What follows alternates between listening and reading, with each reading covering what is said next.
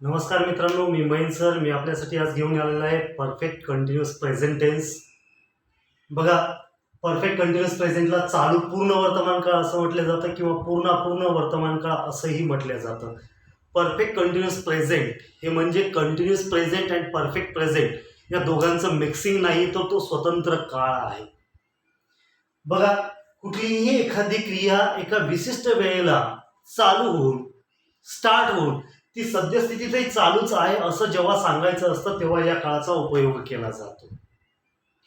For example, कित्येक दिवसापासून मी इंग्रजी व्याकरण शिकवत आलेला आहे. एका विशिष्ट वेळेला क्रिया सुरू झालेली आहे आणि अजूनही ती चालूच आहे असं जेव्हा सांगायचं असतं तेव्हा चालू पूर्ण वर्तमान काळाचा उपयोग केला जातो. म्हणजेच काय, तर एका विशिष्ट वेळेला क्रिया सुरू होऊन ती आतापर्यंत चालूच आहे असं जेव्हा सांगायचं असेल तेव्हा या काळाचा उपयोग केला जातो. फॉर एक्झाम्पल, इयत्ता 11वी पासून आतापर्यंत मी या महाविद्यालयात शिक्षण घेत आलेला आहे. आता सपोज तुम्ही BA ला आहात, BA लास्ट इयरला, BA फायनल आहात. BA फायनल तुमचं चालू आहे, पण क्रिया कधी सुरू झाली? भूतकाळामध्ये सुरू झालेली आहे. एका विशिष्ट वेळेला 11वीला सुरू झालेली, तर 11वी कंप्लीट झाली, तर 12वी झाली, तर BA फर्स्ट इयर झालं, इथं BA सेकंड इयर झालं कम्प्लीट, आणि BA फायनल तुमचं कसं आहे? चालूच आहे. एका विशिष्ट वेळेला क्रिया सुरू होऊन ती सद्यस्थितीत अजूनही चालूच आहे असा क्रियेचा कालावधी दर्शवण्यासाठी या काळाचा उपयोग केला जातो. मग त्याच्यामध्ये काही प्रमाणात पूर्ण झालेले 12वी पूर्ण झालेली, BA first year, BA second year पूर्ण झालेले, अजूनही कशी आहे? चालूच आहे. म्हणजेच काय, तर क्रियेचा कालावधी दर्शवण्यासाठी या काळाचा उपयोग केला जातो. बघा, याही काळाचं स्वतंत्र असं सूत्र आहे, S plus have been oblique has been plus V4 plus object. दोन सहाय्यकारी क्रियापद आहेत. जेव्हा वाक्यात सब्जेक्ट हा आय, वी, यू, दे किंवा प्लुरल नाउन असेल तेव्हा त्यांच्या समोर हॅव बीन हे सहाय्यकारी क्रियापद वापरले जातात. आणि जेव्हा सब्जेक्ट हा ही, सी, इट आणि सिंग्युलर नाउन एकवचनी नाम असेल तेव्हा हॅज बीन हे सहाय्यकारी क्रियापद वापरले जाते. चला तर वाक्य बघू तर मित्रांनो. वाक्य करूता यस घ्यायचा म्हणते, सब्जेक्ट घ्यायचा. आता सब्जेक्ट घ्यायचा कुठलाही एक सब्जेक्ट आपण घेऊ शकतो. ओके, फॉर एक्झाम्पल घेतलं, एखादा सब्जेक्ट घेतला विराट. ओके, नंतर काय म्हणतात, हॅव बीन किंवा हॅज बीन यांच्यापैकी एक सहाय्यकारी क्रियापद घ्या. पण मनाने घ्यायचंय का? नाही, कर्त्याच्या वचनानुसार घ्यायचं. कर्त्याचं वचन कोणतं आहे? सिंग्युलर आहे, म्हणून सिंग्युलर असल्यामुळे कुठलं सहाय्यकारी क्रियापद घ्यायचं? Has been. म्हणून त्या ठिकाणी घेणार आपण has bin.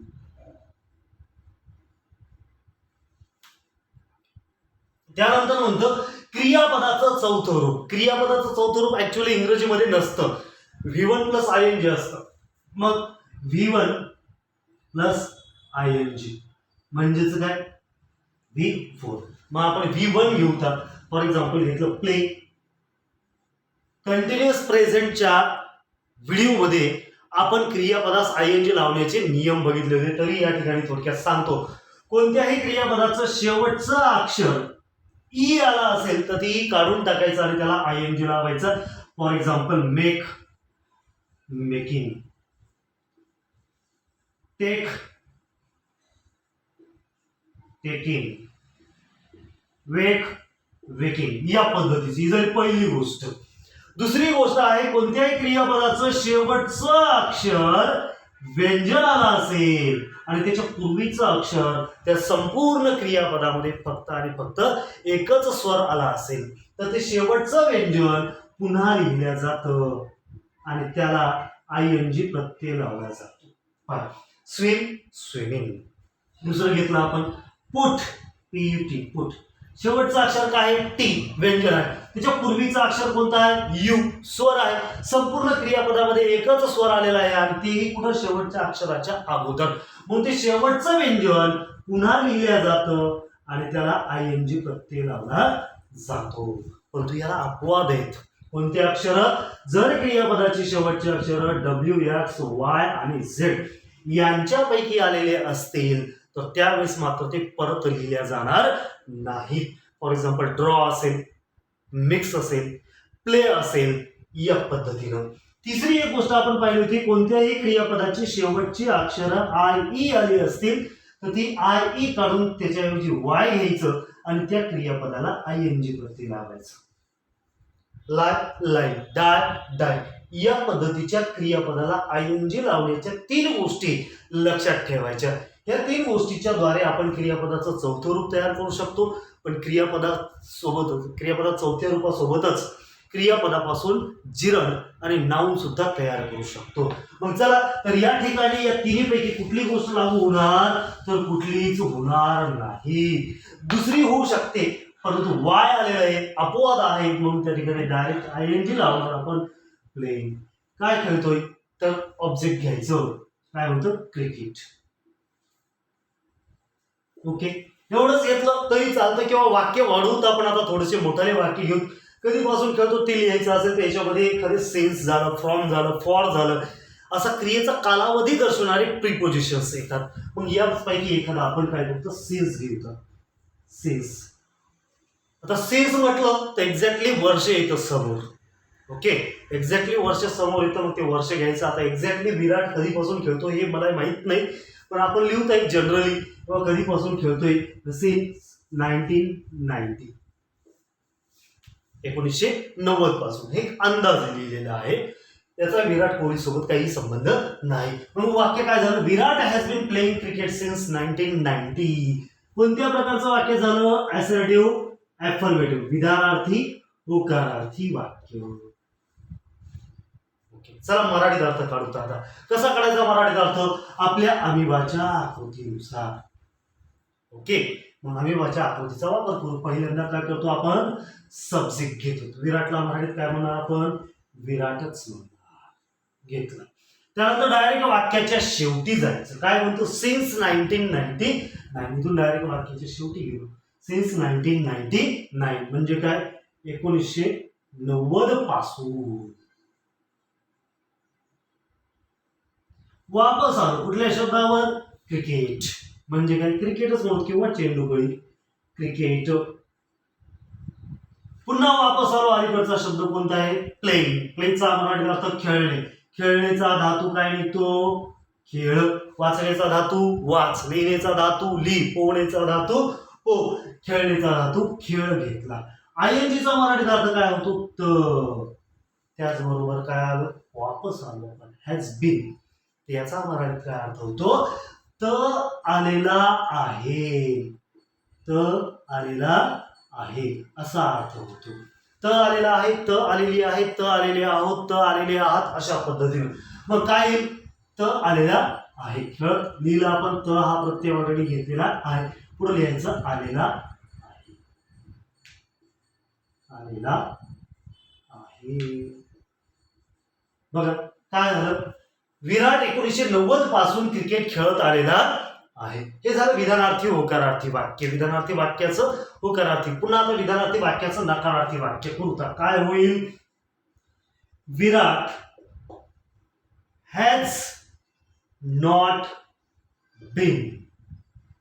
Okay, has been not होणार नाही, कारण नॉट जे आहे, नॉट कधीही मूळ क्रियापदासोबत वापरले जाते, म्हणून हॅज नॉट बीन येईल. हॅज बीन नॉट येणार नाही, म्हणून आपण घेतलं has not been made work playing as it is.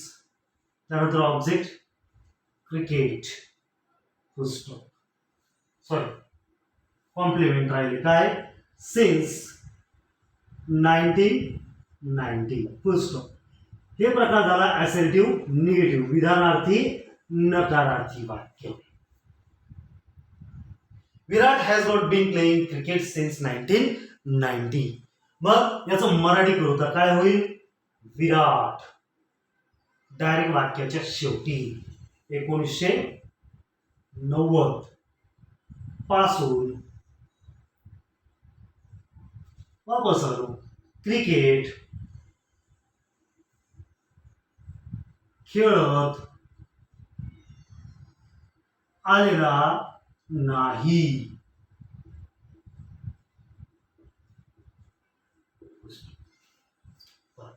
विराट 1990 पासून क्रिकेट खेळत आलेला नाही. हे झालं विधानार्थी नकारार्थी वाक्य. आता बनवतो दुसरं वाक्य इंट्रोगेटिव्ह, ज्याला प्रश्नार्थक वाक्य म्हणतो. प्रश्नार्थक वाक्याचे दोन प्रकार पडतात, एक व्हर्बल क्वेश्चन आणि दुसरं डब्ल्यूएच क्वेश्चन. मग व्हर्बल क्वेश्चन कशाला म्हणतात? सहाय्यकारी क्रियापदानं सुरुवात होणाऱ्या प्रश्नांना व्हर्बल क्वेश्चन असं म्हणतात. मग वाक्यात सहाय्यकारी क्रियापद कोणते? Has been. पण मूळ सहाय्यकारी क्रियापद हॅज आहे, म्हणून ते वाक्याच्या सुरुवातीला घ्यायचं. घेतलं, त्या दोघांची जागा बदलायची. विराट आणि सहाय्यकारी क्रियापद हॅज. हॅज सुरुवातीला घेतलं, नंतर विराट घ्यायचे. हॅज विराट, नंतर सफिक्स जो असेल तो been. Has Virat been. Main verb playing. Object घेतलं क्रिकेट. त्यानंतर कॉम्प्लिमेंट घेतलं since 1990 question mark. Has Virat been playing cricket since 1990 हा झाला वर्बल क्वेश्चन, परंतु कसा आहे? ॲफर्मेटिव्ह. मराठीमध्ये आपण याला म्हणतो सहाय्यकारी क्रियापदाचा उत्तरार्थी प्रश्न. याचा मराठीत अर्थ काढू, काय होईल? विराट 1990 पासून क्रिकेट खेळत आलेला आहे का? प्रश्नार्थक चिन्ह. झालं. हा जरा होकारार्थी प्रश्न. आता होकारार्थी वर्बल क्वेश्चनचा नकारार्थी करायचा, म्हणून नकारार्थी करण्यासाठी नॉटचा वापर करतो. ते नॉट कुठं वापरलं जातं? मूळ सहाय्यकारी क्रियापदासोबत. मूळ सहाय्यकारी क्रियापद कोणते? हॅज. नॉट वापरायचं, पण सुरुवातीला आल्यामुळे त्याचं संक्षिप्त रूप लिहायचं NT. म्हणून हॅज नॉटचं काय करायचं? हॅझंट. बाकी जसे असतं असं. Virat hasn't Virat been playing cricket since 1990 question mark. Hasn't Virat been playing cricket since 1990. मराठीत अर्थ बघा काय होतो? विराट 1990 पासून क्रिकेट खेळत आलेला नाही का? हे झाले व्हर्बल क्वेश्चनचे दोन वाक्य. आता बघू तर डब्ल्यूएच क्वेश्चनचे. मग डब्ल्यूएच क्वेश्चन मध्ये कुठं कुठं होतात? या वाक्यामध्ये सब्जेक्टला एक प्रश्न तयार होतो, ऑब्जेक्टला होतो, त्याचबरोबर कॉम्प्लिमेंटला होतो. मग चला सुरुवातीला काय करू आपण? ऑब्जेक्ट उत्तर म्हणून आलं पाहिजे असा प्रश्न तयार करू. कारण का? 10वी-12वीच्या मुलांना प्रश्न विचारण्यासाठी ही खूप महत्वाची गोष्ट आहे. त्यांना असं वाक्य येतं आणि एका शब्दाला अंडरलाईन असते आणि कंसामध्ये मोठी सूचना असते, frame a WH question to get underline part as a answer. म्हणजे अधोरेखित केलेला जो शब्द आहे तो शब्द उत्तर म्हणून आला पाहिजे असा प्रश्न तयार करा. चला, ऑब्जेक्टला उत्तर म्हणून आणायचं तर प्रश्न कोणत्या शब्दाने विचारावा लागेल? व्हॉट या शब्दानं. मग जो प्रश्न विचारायचा आहे तो प्रश्नार्थक शब्द वाक्याच्या सुरुवातीला घ्यायचा. घेतला, कोणता आहे? व्हॉट. त्यानंतर वाक्यात सहाय्यकारी क्रियापद येत असतं. नाही लक्षात आलं तर वरतून 3 नंबरचं वाक्य बघायचं, जे की व्हर्बल क्वेश्चन असेल ॲफर्मेटिव्ह, ते बघायचं. काय घ्या म्हणतं? हॅज घेतलं. त्यानंतर काय घ्या? सब्जेक्ट कोणता आहे? विराट. त्यानंतर काय घ्या? सफिक्स जो असेल तो बीन. नंतर मेन वर्ब प्लेइंग. नंतर काय घ्या म्हणतं? ऑब्जेक्ट घ्या. परंतु आता वाक्यात ऑब्जेक्ट घेता येणार नाही आपल्याला. का? कारण ऑब्जेक्टलाच आपल्याला उत्तर आणायचं, म्हणून प्रश्नातच उत्तर नसणार, म्हणून सोडून द्यायचं. पुढे जायचं, कॉम्प्लिमेंट राहिलेलं घ्यायचं. मग काय घेणार? Since 1990 question mark. What has Virat been playing since 1990. मराठीत अर्थ काढतो मित्रांनो, काय होईल? विराट 1990 पासून काय खेळत आलेला आहे. प्रश्नार्थक चिन्ह. विराट 1990 पासून काय खेळत आलेला आहे, अर्थात त्याचं उत्तर काय येईल, क्रिकेट. झालं. आता समजा सब्जेक्टला उत्तर आणायचं असेल, आपल्याला प्रश्न विचारायचा, कोणत्या शब्दाने विचारावं लागेल, हु या शब्दाने विचारावं लागेल. पण तो बनवता जो प्रश्न बनवायचा तो प्रश्नार्थक शब्द वाक्याच्या सुरुवातीला घेऊता हु घेतलं. परत तेच वाक्य बघा, नाही लक्षात आलं तर सहाय्यकारी क्रियापद सुरुवातीला राहतं, मग घेतलं हॅज हे सहाय्यकारी क्रियापद.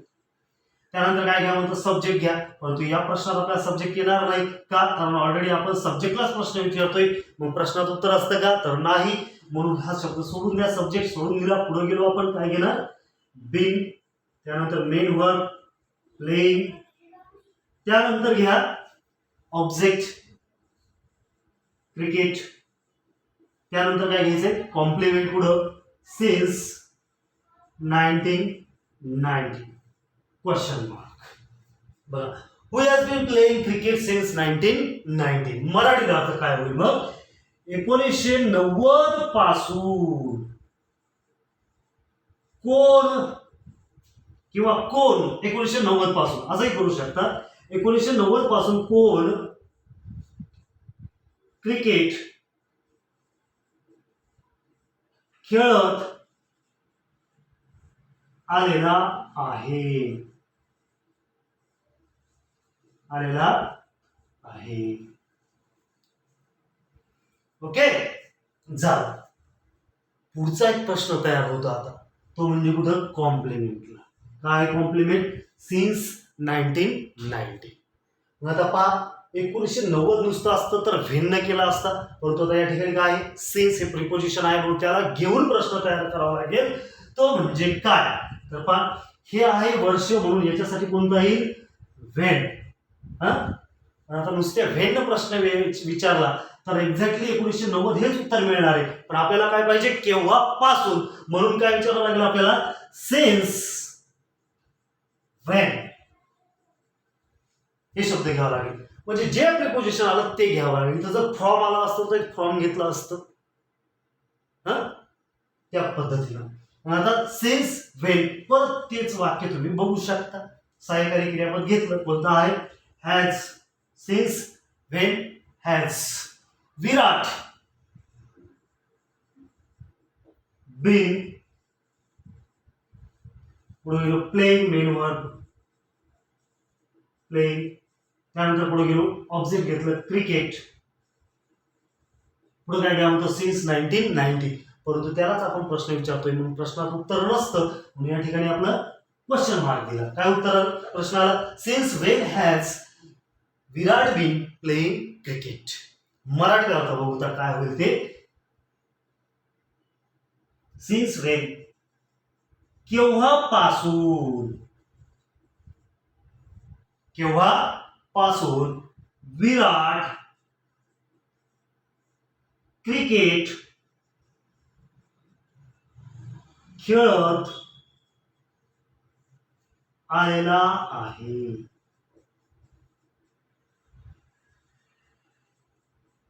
प्रश्नार्थक चिन्ह.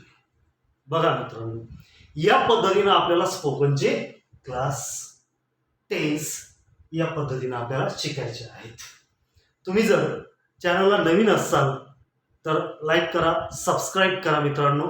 अशाच पद्धतीने आपण राहिलेले टेन्सही घेणार आहोत. चला परत एकदा बघू तर काय आलं तर, Virat has been playing cricket since 1990.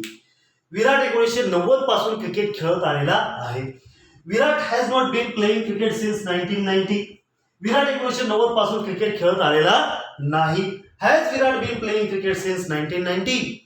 1990 पासून विराट क्रिकेट खेळत आलेला आहे का? Hasn't Virat been playing cricket since 1990. Virat 1990 पासून क्रिकेट खेळत आलेला नाही का? पुढचं, what has Virat been playing since 1990. Virat 1990 पासून काय खेळत आलेला आहे? Who has been playing cricket since 1990. 1990 पासून कोण क्रिकेट खेळत आलेला आहे? उत्तर विराट येईल. Since when has Virat been playing cricket. केव्हापासून विराट क्रिकेट खेळत आलेला आहे? याच प्रकारचे वाक्य तुम्ही बनवू शकता आणि अशा प्रकारचे वाक्य बनवून तुम्ही इंग्रजीचं स्किल तुमचं वाढवू शकता. चला मित्रांनो, भेटू पुढच्या व्हिडिओला. Bye everybody, have a nice day, take care.